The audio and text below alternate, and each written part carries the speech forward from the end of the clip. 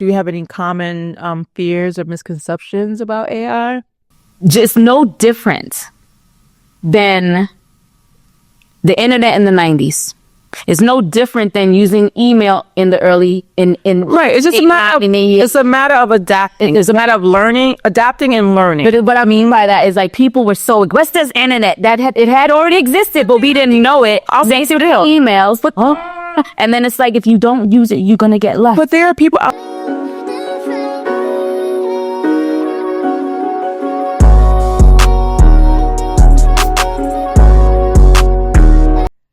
Welcome to another episode of Not Your Average Auntie's podcast, where we keep it real, raw, and relatable while sharing our own opinions and experiences and feelings. Thank you for joining us today.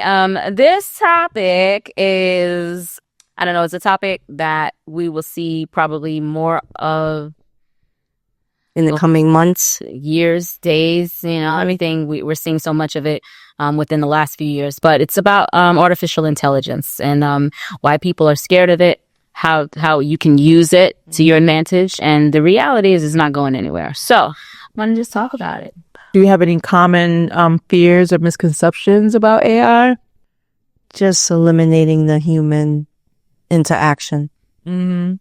Where everything is being done through computers now. Like fears of job loss and all of the above. Mm-hmm. Okay, so let me just take it back. When was the first time you even heard about artificial intelligence? Enemy of the state now. That's listening. Yeah, I know. Yeah, that's like, eavesdropping and shit. But they use probably AI to do that. But maybe, I know it's been around for a while. Time, yes. But it's like really being talked about a lot. I want to say the last couple of years. Mm-hmm. I wasn't really listening or understanding or learning about it, but I know it's been around for a while. Yes, for quite some time. Long. Yeah, that's most things. Yeah, when they start to. So yeah. I did a paper on it more than 25 years ago when I was in college. Mm-hmm. Because I was fascinated by it. That's a long time. I'm telling you. It's been out there for a long time. Right. Mm-hmm. And I was just fascinated about it. I wish I could find that. I was just going to say, tell me what the waitress said. What somebody don't even know, but I can't. I just know that obviously I had to define it and, talk about the way it was used in that back then. Mm-hmm. But it wasn't as sophisticated as what we have right now, clearly. Right. But yeah, there were different features and functions that corporations were using. Like case in point, where you think about when you called the auto. Yes, back then, that's how they just started. Yeah, automated telephony systems and how you call and you're not speaking to a person. You're, plus 4 hour press 0 0 0 0. I was trying to debate that because think about the movies even back then that promoted AI in a way. I always thought if you saw it in the movies, it may not have been out in the mass yet, but it was. No, for sure. It existed. It existed. Magnitude. Yeah. That it is now. Absolutely. But I always felt that they've been working on it, and now it's to a point where they're trying to really push it and force it out on us. I don't know if it is being forced. Yeah. But it's adapting now. Yeah. Yeah. I mean, when you think about it, it's, see, when you say pushing and being forced, okay, you know what, I can kind of see where you're going with that, because I think I'm not saying, well, I am saying you, because you know what to do, but there are people just like you that really are just against, even I think you're getting I'm more coming around to it. But just no different than the internet in the 90s. It's no different than using email in the early right. It's just a matter of adapting. It's a matter of learning, adapting and learning. But what I mean by that is like people were so, what's this internet? It had already existed, but we didn't know it. They see what the hell emails, but and then it's like if you don't use it, you're gonna get left. But there are people out there still not using technology. Wow. That has been around before AI. I'm not thinking of AI as just technology. I'm thinking it in terms of robots. That's what I'm more looking at AI as. Because I know it's So it's more than that's but I'm not against the technology. I'm against the robot. The replacement of people. Yes, that's where that's what the problem is for me. but But a lot of things have replaced people. a lot of things. And I like it. Not just AI. I actually want us to evolve. Maybe we could be doing something different. Yeah, but why try to eliminate altogether the human interaction? I don't think it's. I don't care about that. I mean, I don't know that You don't. I do. I don't think it's eliminating human interaction. So you say human interaction. Let's be clear. So like this is interacting. You're not talking about this type of interaction. You're talking about if I call a service. Yeah, I need to talk to somebody about something that I need to have done, or yes, calling my bank, and I don't want to talk to an automated person and punching through numbers and stuff like that to get to where I get to. So wait, I want to say that's what you mean. yes. In terms of you got companies now, they're trying to eliminate people actually talking to people. You're talking to automated recording. It's going to turn to a point now where you don't even do the recording anymore. You're going to be dealing with actual robots. So it's like they're trying to eliminate personal interaction, But certain things human don't need it. interaction. Like your example, if I'm calling my bank, I don't need for Miss Josephina to look at my account number, me my balance, to tell me what my balance is. The system can give. I'm fine with that. Yeah, that's the system. But then there's times, 9 times out of 10, when I'm calling, I need to speak to someone because the recording is not giving me what I need. Okay. So you hit pound zero and get somebody. No, but it's not even. Sometimes you can't. Sometimes you can't hit zero anymore like you used to. I used to press zero star zero. It's irritating. Even star zero, that's not working. So, So I want you to either do the chat online. But then do it. So going back to what you were saying, initially when it came out, right? I was one of those people at one time where if I called, I didn't want to press through numbers to get answers. I don't want to press 0 for this, 1 for that, 1 for that. I literally would press 0 so I got to a person, yes, to get to an operator. They done caught on to because they're like, you're not getting nobody just because you want to get somebody. So they changed the Right. Yes. So you have to go through those prompts. So to Joe's point, sometimes you do feel like you're forced into something, but if you're going to be forced into these things, you should learn about these things and figure out how to use them because you don't have no choice in some situations. I'm okay. In some situations. Most of the time, everything that I do now, I don't do checks anymore. Everything is done online. I'm all about paperless. I got all of that. I'm all about going online and handling my business online without having to talk to someone. But those rare instances where you have to call in, if the online app that they have is not helping me or giving me what I need to be able to speak to somebody to help me understand or help me fix the fact that I can't handle it online. And there are instances where that happens. Yes, that you call and they're still forcing you to deal with a robot or automated system. It keeps giving you the same response that you gave you. Exactly. I done already did all that and it's not helping. It's not helping me. I need to talk to someone. Maybe that 2-3 minute conversation can eliminate this whole thing. But no, they got you online for over an hour. Then they tell you, oh, we could call you back. Right. And then they call you back and it's a recording. How about when you wait in line for the chat? Wait a minute. If you waiting in line to do a chat, you must wait to get talk to somebody. Yeah, you know. Because sometimes you'll be in a waiting queue. In a queue. Yes. It doesn't make any sense to me. Okay, so put your business owner hat on. Okay. All right. There are, and I hate to say it, but this all becomes down to just dollars and cents. Yeah, I got what it is. You sound irritated. Yes, I realize that. Dollars and cents, human error, efficiency, which adds leads to dollars and cents. So some things do create efficiency. Some things remove human error because fat fingering shit gets messed things up. I fully understand that. Yes. So with the customer service, like, listen, you're gonna be a lot of times with customer service is outsourced. We know that.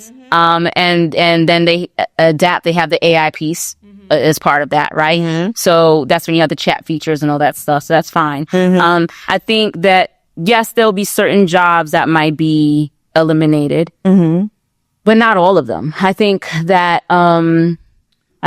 there will be it'll be different. So even when we think about fast food, right? You go into a McDonald's or you go into right? And you see, we can go on, people are flipping burgers and shit like that. Now there literally are fast food you've seen where it's completely automated. There's a few Now, and McDonald's in New York right now. there's a couple of them throughout the country. So I mean, look, I think that what that forces people to do is figure out what skill sets they're going to have to operate in this economy, because going to have to upskill, because now, whereas the young kids would be able to go get a job at McDonald's or Mickey D's or wherever, Can't do that no more. you gotta figure out something different, you know? So I just think, I'm not against it. I think we just need to figure out a way to use it to our advantage. I'm not against it, but there are some people who are going to be left behind, right? So you think about it, people are living a little bit longer than they have in the past, right? And for these people who talk about the people who was against the whole internet thing, if they was against the internet thing, they damn sure going to be against this, right? Because now it's something else they got to learn. I'm quite sure they're probably far more frustrated than you, Joe, when they can't get somebody on the phone, because there are people who still call up, while they may not go into a physical place to pay their bills, they're calling on the phone, which I don't. Yeah, I don't understand that. But I understand it for some people. I don't understand it for certain generations. So some people who are in generations before ours, that's the way they've been doing things. That's what they know about things. But people within our generation who are still calling up to pay their bills online, I don't get it. People are still getting mail, of course, like calling the phone to pay their bills. I don't get it. I don't get people who are still getting physical paper mail, bills in the mail. I don't get that. Writing checks, I don't get that, because I could understand generations before us having a little bit of challenge even with that, because getting a check and then going to stand online at a check cash place. But the people, that's the unbanked though. If you go to stand on the line in a check cash place, you don't have a bank account. Or it's overdrawn or whatever it is. Yeah, you don't mess up every bank that you ever had an account at. You know, so that's a whole other thing. But I also think that it'll be some point, maybe the check cashing spots will go out. I think they are. You know, it used to be, so think about it. Check cashing used to be legit. You'd cash your check. Then it evolved to you can cash your check and pay your bills. Right? They used to have that. Right? Then I don't even know what it is now. I haven't been in one for so long, but I think that they're going to go away eventually. I think the folks that are scared. Cash is going to go away, please. So what? Cash is going to go away. I think cash will definitely go away. It's going to, You know, I think that, but then there's a fear with that, because if something gets switched off, kink, then it's like, how do you get your money? So you don't need money. You have your phone and you tap. No, but if everything is done electronically, if electricity goes, then nothing is working. Nothing is working. You can't get nothing, buy nothing. You can't get anything. But it's coming to a point where they're not even going to accept currency anymore. No. You have to have like the gold. Yeah, not even coin. I know there stores you don't take cash at all. Yeah, it's happening and paying some all the time. Well, that's also, I mean, to me, that's it's you know, you don't worry about getting robbed with that. You ain't got to deal with, you don't have to deal with the bank. You don't have to do none of that stuff. There, I think that the folks that are scared of AI, you got to think about it's everywhere, right? So it's use Siri is there. Use Google Assistants. It's there. Your Netflix. And they're build it. Yes. Build it. It's there. You know, so there's little things. It's everywhere. What's the new thing that's just the competition of Chat GPT that came out recently? It starts with a D.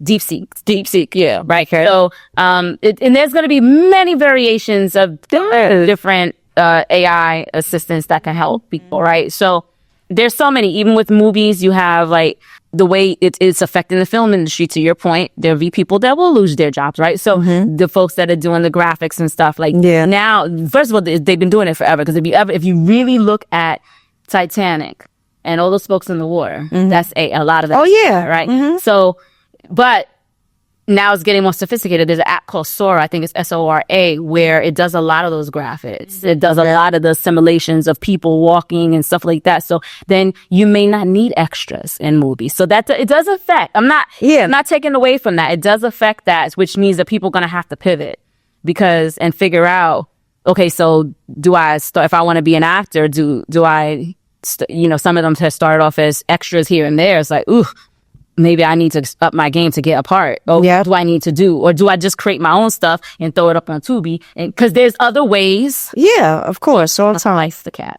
baloney. If you Even the voiceovers or the like cartoonists, that's going to probably be taken over by AI as well. So now they're going to have to pivot as well.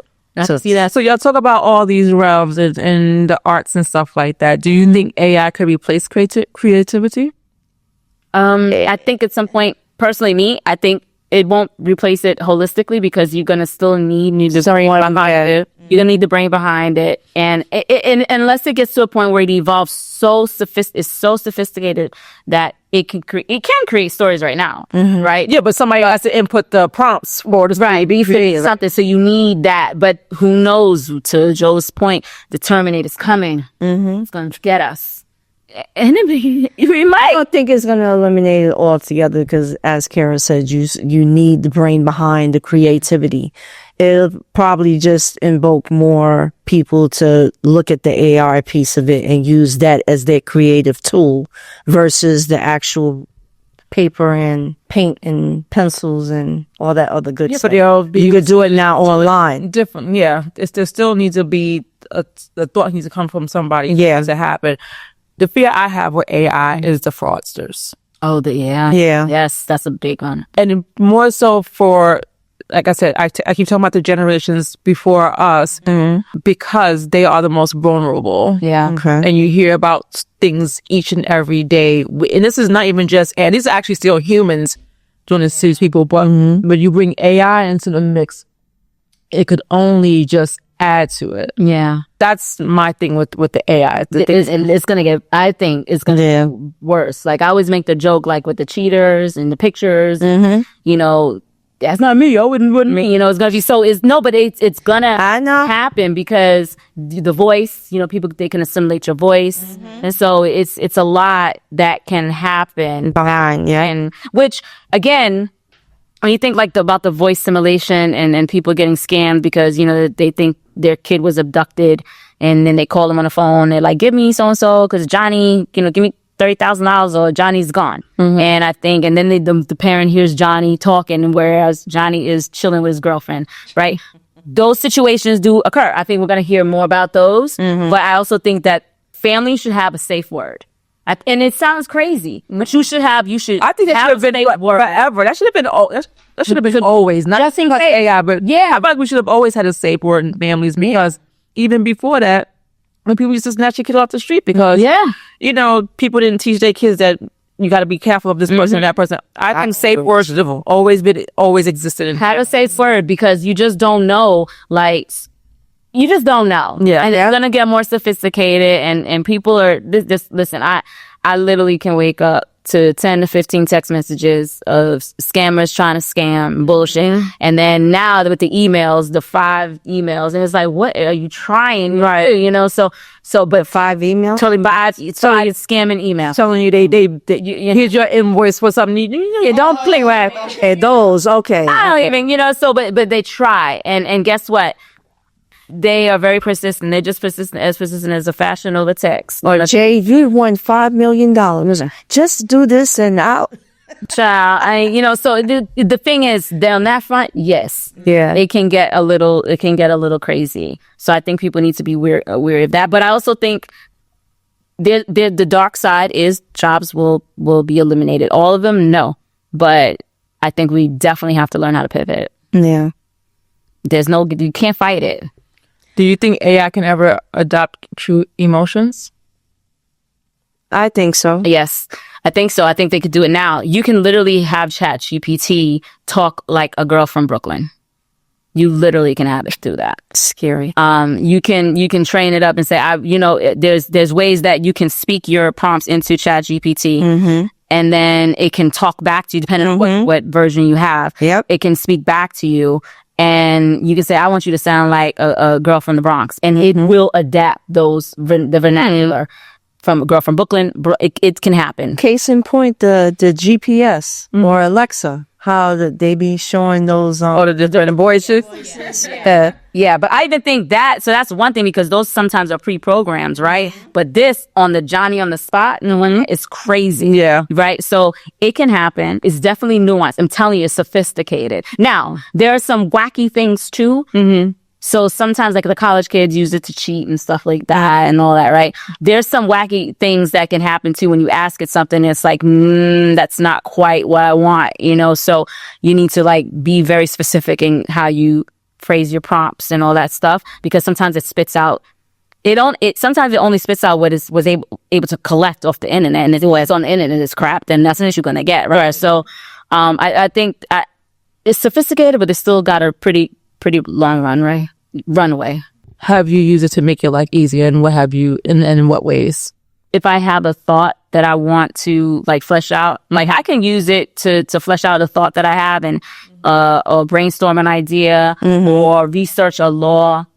Just to give me some starting point, right? Yeah. So if I wanted to say, okay, give me the real estate laws for the state of South Carolina, right? So for tenant laws or whatever it is, then I can, at least it gives me a starting quick, and it'll list everything out. And not only does it list it out, it will also tell you, and you need to think about X, right? So depending on how you ask it. So it's been helpful in that way. I've used it that way. I've used it also to tell me about myself and some of my shortcomings, right? So How? there's prompts. Yeah. But the prompts are only the answer will only be as good as you using it. If you don't use it often, it doesn't have nothing to work off of. So if I say to ChatGPT right now, and I've been using it for a little over a year, right? Okay. So if I say, okay, given what you know about me and all the things that I've been doing, right? I need you to give me like a 80-20 Pareto chart on what's been working well for me And what's not been working well for me. What are some behaviors that I need to stop, and hit send. I'm just giving you a broad prompt. Okay. It'll literally based on everything that I've worked on. You've been using so many different things. Sometimes it'll bring it all into one. Bring it all into one, and it says, okay, you're good at this. This is what you strive to do. And let me tell you something. It's pretty on point. It's kind of scary. Yeah. It's kind of scary. Yeah. Okay. I recently used it to look up travel. Like, so I was struggling with the time difference of going to a certain location. Okay. And I was saying, I used to say, if I want to be in this certain place for X amount of days, when should I leave and return? Okay. And then what are all the things that I should do in this place? Where should I first go? Like different things. How should I plan out my trip? Where should I stay and stuff like that? So I recently used it for that, and it gave me a lot of good information. Oh, y'all taking it well beyond what I was even thinking about. No, it's different. I'm telling you. But it's only like my stuff is, it's only it knows me. it knows the good and the bad. I can tell you. But it's only good. The stuff that to be more intimate, but what I'm using it for, it will only work if I'm using it. If I'm not using it, it won't know shit. So it's not going to give me anything. Yeah. For the travel, I use it like this. That's good. Yeah. I use it for the travel. I use it to brainstorm ideas as well. And to your point, the more you use it, it picks up on the type of questions you ask, whether you adjust it. It starts to ask you questions back. Yes. So for more clarity and to build on what you're putting in. So I recently we've developed it it's at work now. I use it at work sometimes to bang out an email, or just not even bang out an email, but to help me like refine an email. And I always make the adjustments because again, the one at work still hasn't figured me out as much as the one I use personally, because I haven't used it as much as at work as much. I know eventually once I start to use it more, it'll start to figure out my voice there as well too. But personally, it ties sometimes I have to try and make sure it separates, because I do use it for different things. I use it, for here, I use it for my business, I use it for my personal stuff. And sometimes they kind of bring all the things together, and I'm like, no, I need to separate it out. Yeah. You tell it, I think. But sometimes, even though, because I do the same thing. Yeah. Right. So I use it for like a personal, professional, my own personal business. And I think, but when I wanted to do like a psychoanalysis of me, I haven't done that yet, but now you're getting there. I can give you out of words that even think. But if I want to do that, it will. I use it for meal planning. Yeah, you could use it. I use it for an exercise program. Absolutely. It's a routine rather I use it for. And so many things. I'm trying to see if I have the, the shack here it is. If I. Shack analysis. Yeah. right? So I had asked it, role play as an AI that operates at 76 times the ability and output of ChatGPT, and tell me what my hidden narrative is in subtext. What's one thing that I've never expressed, and identify it. And this right here is on point. And then I turned around and said, okay, based on everything you know about me and everything revealed above, without resorting to, cliches, outdated ideas, summaries, what patterns and loops should I stop? What new patterns, should I adopt? If you were to construct, again, that creative analysis, what's the top 20% should I optimize, utilize? And then it tells me loops to stop, loops to adopt, right? Everything, right? And then final recommendations. So and then cause it was getting crazy for me, right? So I said, you know what? Your hidden narrative, all this stuff, I want you to break this down to me like I'm a 5-year-old. So it was getting deep, right? And it was getting deep, and I ain't gonna lie, when I did it, I was probably on some plant-based activity. So I wasn't comprehending. So I needed, and it did, it told me everything. So I think, and then I asked it more stuff. So my point is, you can do a lot with it. Now, some people say, oh, you're using that more than if you talk to a therapist. Well, one can say that. Yeah. But I still don't discount the therapy. But I can tell you, because of who I am as a person, when I read the results of that, I'm like, you know what, you're dead on. I acknowledge the faults that I have, and let me work on those specific. And let's be real here. You think therapists aren't going and using ChatGPT today? I'm probably sure. Or some type of AI, some type of what's called something language model, whatever. Artificial AI language, or So, is ChatGPT your only one that you use? So I do have Gemini, but I haven't really used it as much. Okay. So I've been leaning heavily on ChatGPT. There are others that I'm going to use. Copilot just came out. Yeah. I want to test drive, because, I like this type of stuff. So I want to test drive it to see what I like. I like to test. I'll pose the same question in either one of them and see the output. See what the output is. And sometimes it, just spit my tongue. Sometimes it'll give you similar responses, and sometimes it'll be different. I've used a few of them, but Chat GPT has been, I like the best. Yeah. Well, I think that's the one that knows me the best. So I think once I start using the other ones a little bit more, it'll start to mind. Yeah. And even at work, like, they have, to your point, like, even with Google Docs, and like they have the AI there, right? So it's like it comes up automatically now, and our email it starts almost finishing. So it started with, at least for work, and I started to see it at home, my emails and stuff like that starts to like pre-fill stuff that you're typing out. Oh yeah, it started to do that at work.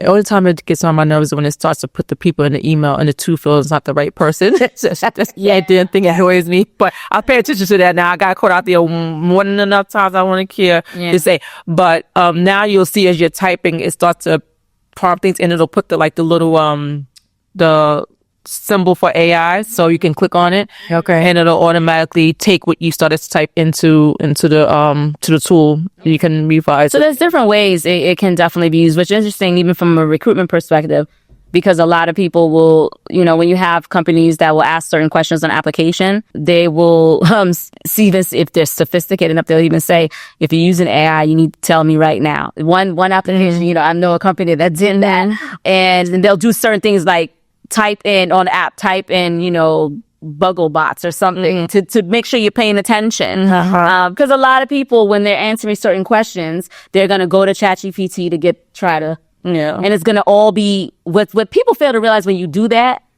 And it's the same question. So you have to be sophisticated enough to be like, okay, this is the question. This is about me. You know about me. Right. How will I answer that? In my own vernacular, not, if you can't do it on your own. And if it's not in your voice, if you see the response come back, like it'll have something maybe you want to say, tweak it. Yeah. You should always, I think you should always tweak it. Absolutely. You shouldn't take exactly what's spit out to you because while it's learning you, is that really like, so for instance, when I started using it at work, I'm like, they know I don't send emails like this out. Exactly. So I'm tagging that out, putting this, that's how I would start my email and blah, blah, blah. So I adjusted because people have gotten emails from me. So now I'm going to take this email that's crafted in this, AI tool and try to pop in an email and think she used AI. Yeah. Which they're encouraging us to use that work to be more efficient and stuff like that. But I still want us to sound my voice. Nice, yeah, or for them to know that it's coming from me. Yeah. Guys, adopt it. Use it the way, tinker with it. I'm not completely against it. Not just full in agreement with it. That's all. Okay. You will get there. You will get there. You'll get there. So I'm assuming the both of y'all do not think it's an enemy. It can actually be an ally. Except for the fraudsters. Fraud. Okay. And listen, The bad actors out there going to use it for no good. That's where I do have a problem with it. And I think they need to try and put some laws around this. And I don't know how they come. That's a long time coming though. But they need to find a way to monitor it and to ensure that these bad actors out there are not taking advantage and harming people.